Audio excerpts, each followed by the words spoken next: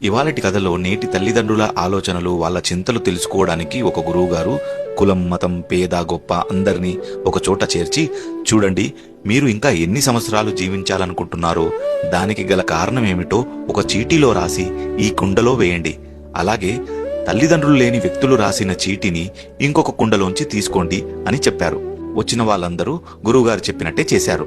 చాలా మంది తల్లిదండ్రులు రాసింది ఏంటంటే, నా పిల్లల కోసమే నేను జీవించి ఉన్నాను, నాకు ప్రాణం పైన ఆశ లేదని, పిల్లలు పెరిగి పెద్దయ్యేంత వరకే నేను జీవిస్తే చాలని, నా కూతురికి పెళ్లి జరిగేంత వరకు ఉంటే చాలని ఒకరు, నా కొడుకు ప్రయోజకుడయ్యేంత వరకు శ్వాస నడిస్తే చాలని ఇంకొకరు చాలా మంది రాశారు. తల్లిదండ్రుల అభిప్రాయాన్ని తెలుసుకున్న గురువుగారు తల్లిదండ్రులు లేని పిల్లలు రాసిన లేఖలు ఒక్కొక్కటి చదవమన్నాడు. మొదటిది, తడబడుతున్న అడుగులకే నడక నేర్పిన మీరు ఎదిగాక తప్పటడుగు వేస్తుంటే ఒట్టు వేసి ఆపకుండా నువ్వు, తిట్టి ఆపకుండా నాన్న ఎందుకు లేరమ్మా అని జైలులో ఉన్న ఒక ఖైదీ రాశాడు.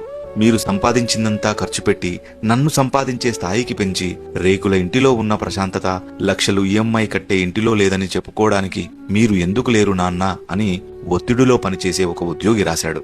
చెడు చూపు పడకుండా, ఏ దిష్టి తగలకుండా పెంచిన నువ్వు ఇప్పుడు స్నేహం, ప్రేమ, పెళ్లి పేరిట నమ్మించి మోసం చేసే వాళ్లతో పోరాడుతుంటే తోడు ఎందుకు లేవమ్మా అని వైద్యం చేయించుకుంటున్న ఒక మానసిక రోగి అడిగింది. స్త్రీగా ఏ చిన్న సాయం కోరినా ఆశగా శరీరం వైపు చూసే ఈ పైశాచిక సమాజంలో కళ్ళతో కొండంత ధైర్యం నింపే నువ్వు ఎందుకు లేవు నాన్నా అంటూ ఒక అమాయక అమ్మాయి రాసింది.